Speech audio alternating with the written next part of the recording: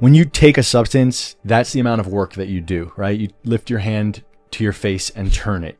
I've drank ayahuasca 31 times, and I am here to tell you there is no such thing as a neurological free lunch. Some of the most spiritually lost people I have ever met have drank hundreds or thousands of times.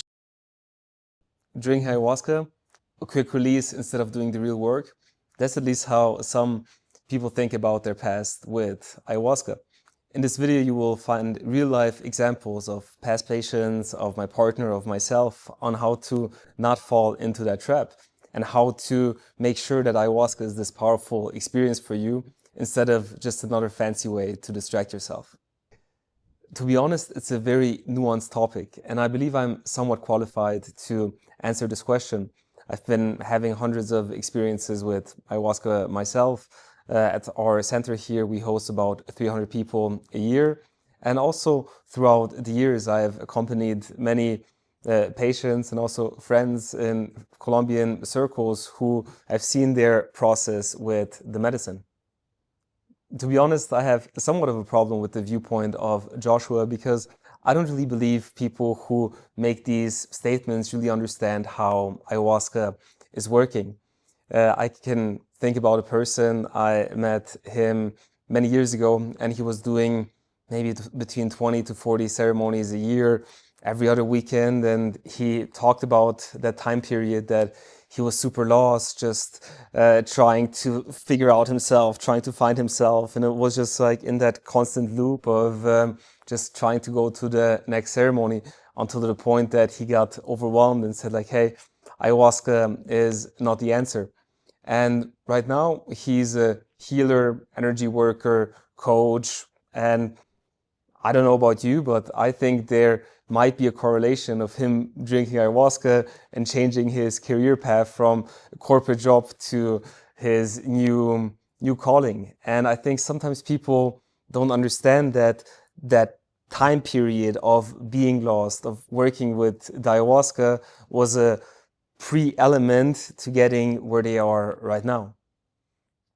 Also, in one of Joshua's videos, the certified health nut actually comments like, hey, you're integrating just like I am 18 years after my first ayahuasca ceremony, which I think this comment describes it very well.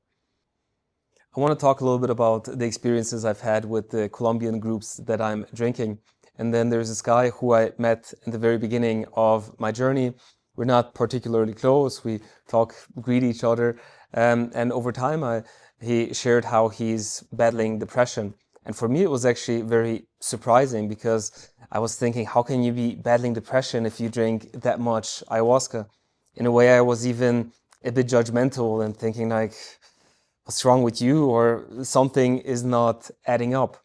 And I think it's very easy to be judgmental from the outside. But to be honest, I don't really know his past. I don't know how much he has matured in that meantime, how much it is helping.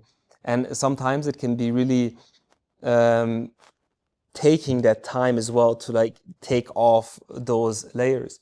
So I think it's good to be a little bit less judgmental and understand that all of this is a process. There's another Colombian friend and she's been drinking ayahuasca for about 6 years. And she's told me that the first 2 years she didn't really understand ayahuasca. And I was like, I don't know, what is there not to understand about ayahuasca?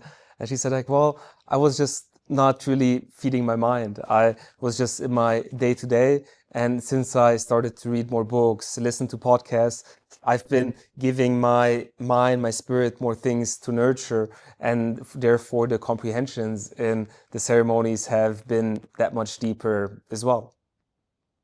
So obviously what we do in our day-to-day life has a big impact on how deep the ayahuasca is working in us. Another bit more personal example is with my girlfriend Luna. And she's been drinking a lot of ayahuasca and she's been maturing a lot. She's taking on a lot of responsibilities. She's healing parts of herself that she didn't even know that needed healing. And it's incredible to see her development, her growth and everything. But just the other day, we had a conversation that like, yeah, there are some things that you are avoiding. There are some things that you are escaping from, the things that you should be doing. And she admitted it. And it's It's like, I think it depends. If you look with the magnifying glass, you will always find things that we are running away from.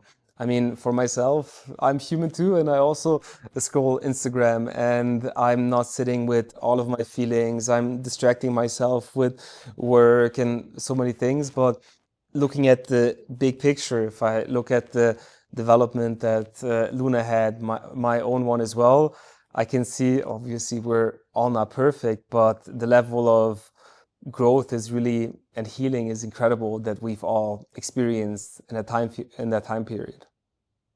Some people talk about, oh, you saw the light, you felt the angels, whatever. How is that going to help you in your day-to-day life? And that's actually, in a way, what happened in my first ceremony. I felt unconditional love flowing through me. And it actually, I can say, it changed my life, because after that, I noticed that my depressive tendencies were gone, that I could start believing in life and possibility in myself again, because before I was like so stuck on certain past failures. So that one experience of feeling that light, that love really changed me. I also had experiences before with mushrooms where it opened me up and I felt very connected, love. And then the next day it just like kind of like closed off, and it didn't feel like it had a lasting impact on me.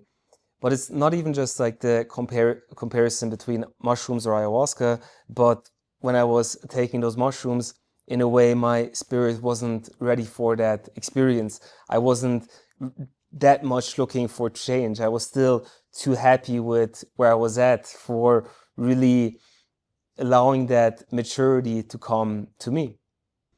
And to be honest, a lot of people who are drinking ayahuasca are lost. When I first started drinking ayahuasca, I was lost. I didn't have a self-love. I didn't know who I was. I didn't know my mission, my path. I didn't accept myself. I didn't forgive myself. There were so many turbulences, disbalances in my life. And I'm so happy that ayahuasca showed me that I was lost, because that allowed me to re-examine my life and start to bring those changes as well. And sometimes we need for life to shake up, for us to change things. It's a bit like cleaning up your room. Once you take out the closet, all the stuff that you don't need anymore, first it becomes a lot more disorganized before you take out the trash, and then it's a lot more organized. So I think that's a good metaphor for it. So don't be judgmental that others are lost, that you might be lost, because it's really part of the process. Even though when you might be in it, or if you look at somebody else, you can say like, oh, those lost people trying to escape reality. No, they're just reconfiguring things inside of them so they can put a new you, a new themselves together. Ayahuasca is actually not an escape. It's exactly the opposite. It shows you who you really are. It confronts you with the things that you've been avoiding. It shows you your feelings. It can connect you to the shame and guilt that you've been suppressing for a long time. It allows you to get to know yourself better. But this is the nuance: to the degree that you are ready for, to the degree with your own inner maturity that you are ready to receive those messages. So how do you maximize this experience? Well, I think it's very important to have that level of honesty within yourself. Do you really want to change? How addicted are you to suffering? Do you prefer to stay in that slum of misery, of self-pity? Or do you, from a deeper core of yourself, desire that level of impact? And with more humility, you drink the ayahuasca, with more respect, with more love and faith and trust, you drink it, and that openness to really show you what you need to see. It's in a way a conversation that you are having with yourself, where you get to know yourself better. And then you have that conversation with yourself in the ceremony.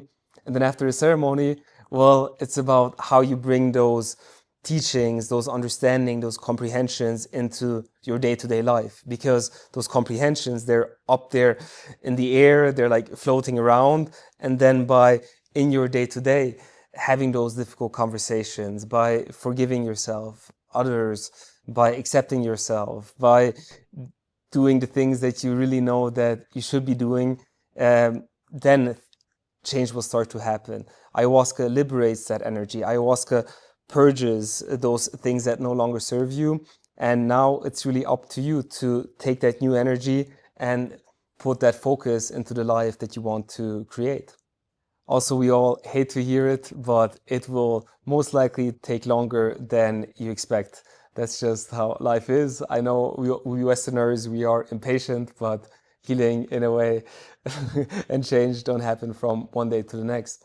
So I think it's very important to let go of the black and white thinking, as in like, oh, I'm drinking ayahuasca, so I am healing and growing, or I'm drinking ayahuasca, or that person drinking ayahuasca and is escaping from reality and just looking for a quick release.